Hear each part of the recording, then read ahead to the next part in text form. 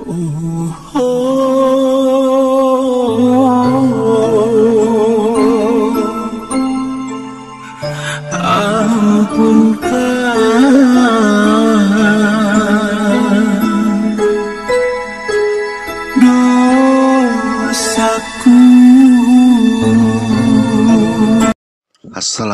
warahmatullahi wabarakatuh. Bismillahirrahmanirrahim.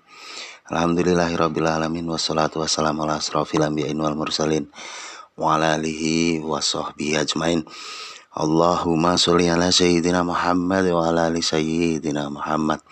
Rabbi shrah li sadri wa yassir li amri wahlul 'uqdatam min lisani yafqahu qawli. Sahabat dan saudaraku yang baik dimanapun berada, puji syukur kita haturkan kehadiran Allah Subhanahu wa Ta'ala yang telah memberikan nikmatnya kepada kita semua. Dan sholawat serta salam kita haturkan kehadiran baginda Muhammad Rasulullah Sallallahu Alaihi Wasallam, serta salam hormat, khidmat dan takzim kita haturkan kehadiran guru-guru kita yang telah membimbing rohani kita hingga sampai kepada Allah Subhanahu wa Ta'ala. Sahabat dan saudaraku yang baik dimanapun berada, kali ini kita akan coba mengungkap tentang rahasia kekuatan dua kalimat syahadat. Jika kehebatan Al-Quran dan kekuatan Islam ini digali, maka syahadat seketika berubah memiliki taring. Iman ini bertransformasi menjadi energi yang siap menggerakkan. Ada motivasi lebih hebat untuk mengamalkan ajaran Islam dan mendakwahkan kebaikan. Karena syahadat yang sebenarnya bukan hanya syahadat pada zahir, tapi syahadat juga pada batin. Yang mana di dalam zahir ini Nabi sendiri juga bersyahadat menyebut nama Muhammad, sementara ruhnya juga ruh Muhammad. Jadi Muhammad Nabi dan Muhammad batin itu sangat berbeda, walaupun dia menempati satu wadah yang sama dan terus sambung menyambung, yang terus menebarkan hingga sampailah nanti di akhir zaman Nur Muhammad itu akan tetap hidup.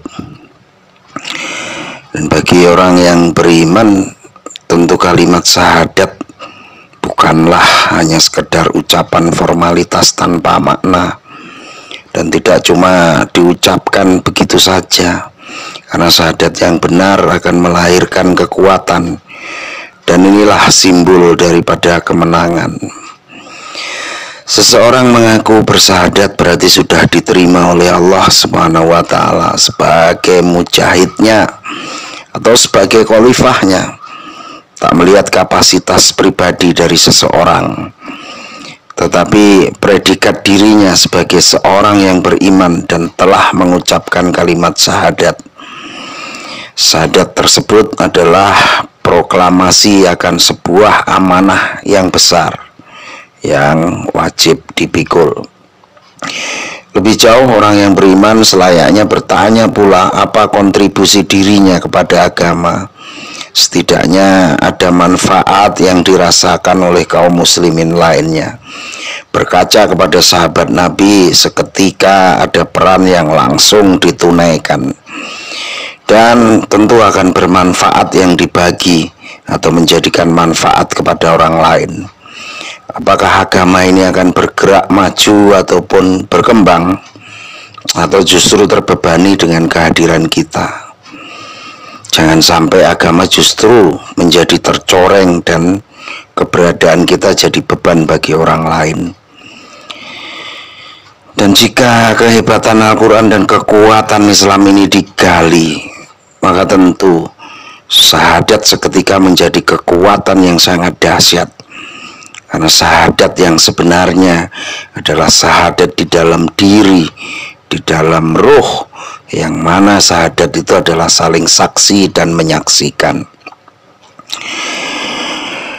Lihatlah para ulama dan tokoh-tokoh Islam di masa kemerdekaan dulu, yang mana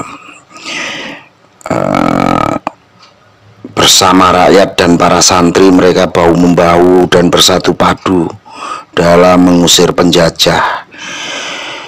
Beliau berhasil mengolah syahadat menjadi kekuatan sekaligus sebagai modal kemenangan, meski hanya bersenjata bambu runcing. Tapi itu dirasa sudah cukup karena ditopang oleh keimanan yang kuat kepada Allah Subhanahu wa Ta'ala yang Maha Kuasa tentunya. Sebaliknya, ketika potensi syahadat ini tidak optimal, maka kalimat tauhid nyaris tidak menghasilkan apa-apa. Tak ada perubahan drastis layaknya Abu Bakar Siddiq, Umar bin Khattab, dan lainnya ketika mereka mengucapkan kalimat syahadat. Perilakunya berubah, keyakinannya bertambah, bahkan menjadi berlipat-lipat. Ada ketenangan di dalam hati, ketenangan di dalam jiwa, dan penuh semangat. Gairah bekerja yang bertambah produktif. Semua itu menjadi awal dan modal kemenangan selanjutnya. Bagi orang beriman, kalimat syahadat bukanlah ucapan formalitas tanpa sebuah makna. Tidak cuma diucapkan begitu saja. Dan syahadat yang benar akan melahirkan sebuah kekuatan yang merupakan simbol kemenangan. Setidaknya kalimat itu menjadi perantara dirinya untuk meraih kekuatan yang lebih hebat dari Allah, Sang Pencipta alam semesta. Namun ketika syahadat itu tidak berfungsi dengan baik, maka ia hanyalah pintu masuk mengerjakan ibadah-ibadah secara ritual saja. Tampak seperti sekedar menggugurkan kewajiban, sedang dirinya juga tak beroleh apa-apa kecuali asik menghitung kalkulasi pahala saja. Sahabat dan saudaraku yang baik dimanapun berada, inilah fungsi utama kalimat tauhid, menjadi tempat tegaknya seluruh rangkaian ibadah dan amal soleh yang lain. Ia sebagai penjamin diterimanya satu amalan, yakni iman kepada Allah Subhanahu wa Ta'ala dan semata-mata ikhlas berbuat karenanya.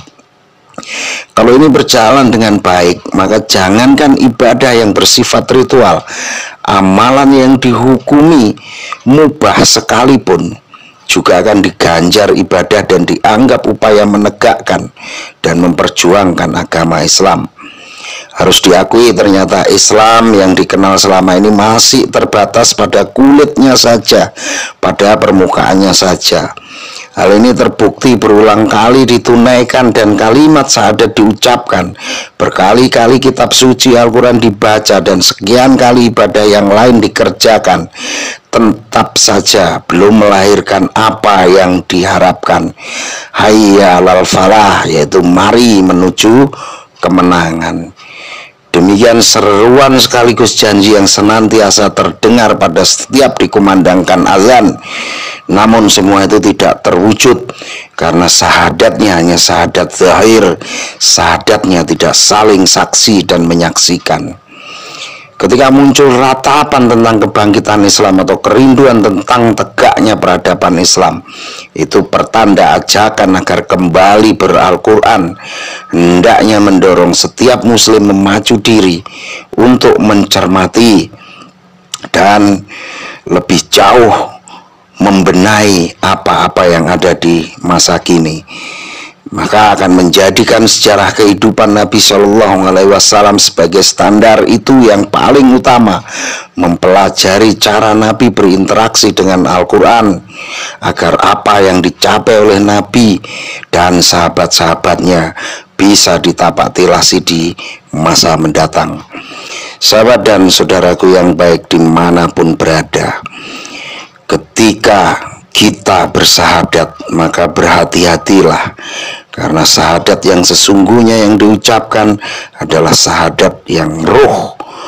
Kita pengakuan pada Muhammad yang ruh, bukan hanya sekedar Muhammad yang zahir.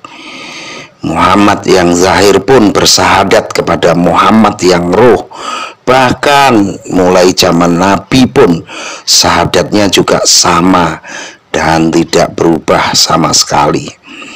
Berarti Muhammad wa awalun wa akhirun, Muhammad yang di awal, Muhammad yang di akhir adalah nur, walaupun menempati wadah yang berbeda.